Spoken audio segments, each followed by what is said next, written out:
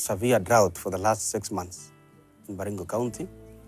And the local communities they have really faced it rough getting water because they must fetch this water either from the dams, either from the rivers flowing to Lake Baringo, or they get it from their roof catchment. And most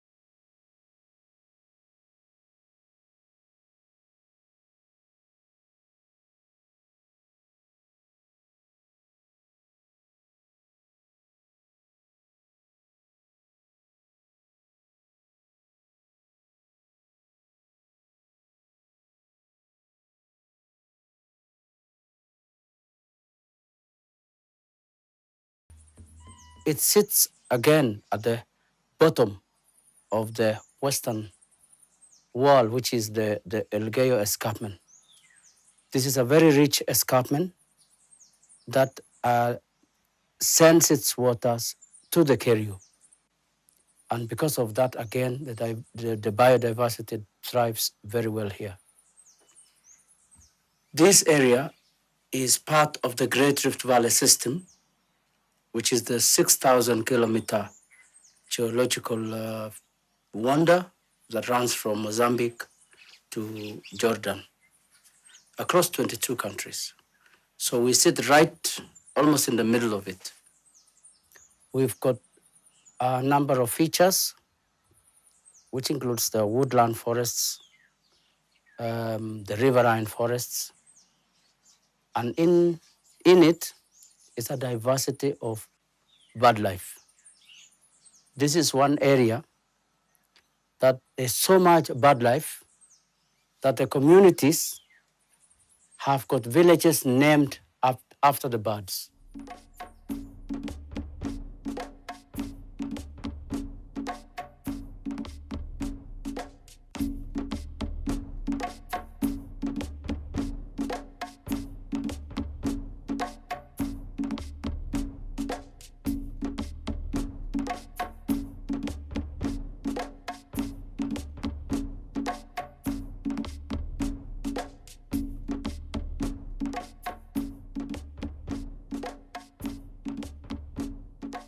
When we thought of having the conservancy in the year 2007, one of the biggest challenge was we didn't have wildlife. All of them were wiped out because of the poaching and game meat problem. One of the objectives was to bring back all the wildlife that we had.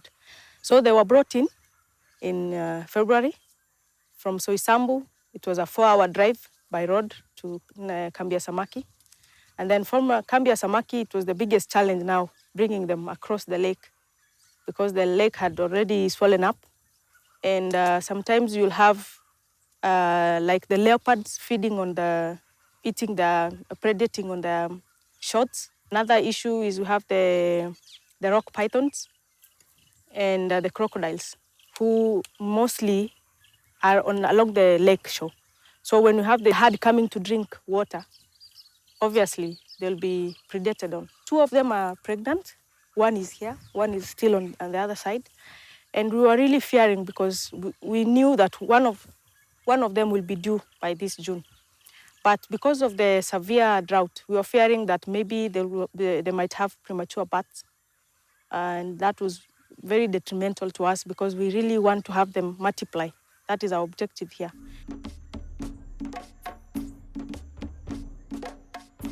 When people come in, the wildlife become more scared because of the rampant movement, and sometimes this herders come with firearms, so they'll tend to shoot them for food.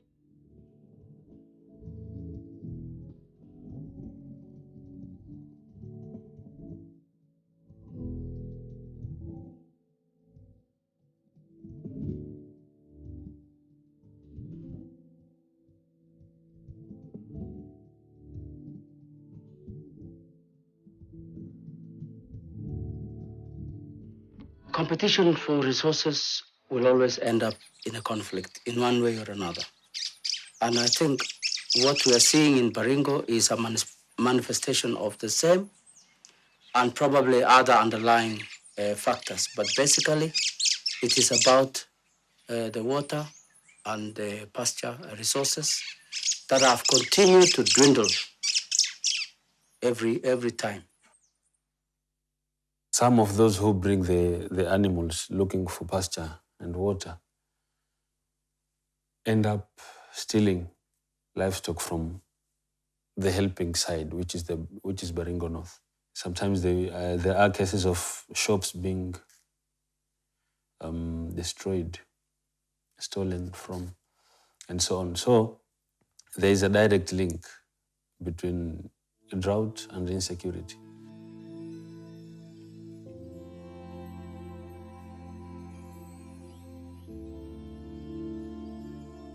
If the community can, for example, provide the peaceful environment, for example, when there's no fighting, the communities can freely walk, mingle within the neighborhood, because now we have two communities.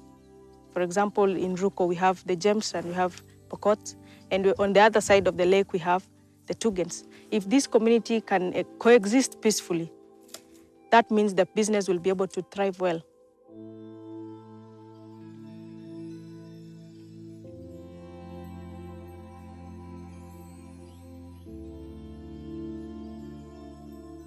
The Mau forest is very, very important. It's a crucial affair for us in the lower region here. If the forest cover is not maintained in the Mau forest, in Nyandarua, in Laikipia, and the rest of the other catchments, you realize that we have very little water, flowing down here to the lakes. Some years back, people used to set aside, like in some hilly areas whereby they kind of close that area so that no one grazes in those places. They only graze where they easily access. When drought comes, that place is still green, and they control the use of that area for pasture. And they also have set aside some water catchment areas so that the animals can survive even during drought. So people, all the actors need to rethink on how to respond to such situations. They need to do it prior. They need to prepare prior. The issue of Izo dams, the temporary rivers to be tapped from the source, that needs to be taken very seriously, because when you pass through these temporary rivers, they are very, very huge. Like some can go up to 100 meters wide. And when it rains heavily, all that thing is filled with water. Hata kuna story kuwa they can even wash away vehicles, even lorries. Lorries have been washed away by the temporary rivers. That shows the amount of water that passes through, and it's wasted. The use of water in an efficient manner. For instance, if we have irrigation schemes, we would want to employ efficient technologies like drip irrigation. If it is also built up areas, we'd like to see people harvesting water so that we get the system running.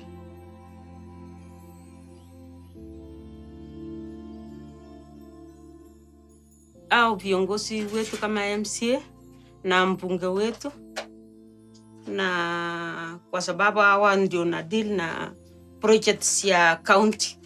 Sasa angelete hiyo maji ifike huko Tangi, alafu sisi wenyewe tujinunulie pipe sile kidogo yenye inakuja mpaka nyumbani, ingekuwa rahisi. This is actually a worsening situation every year. That it's now a matter of real grave concern. So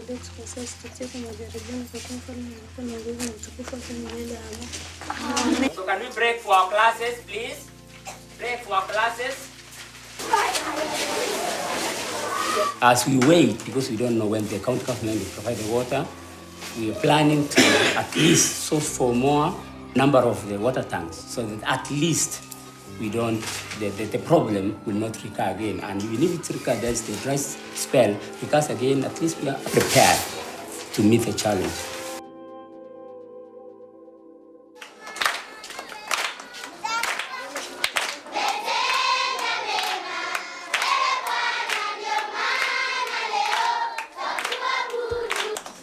Clap for everybody.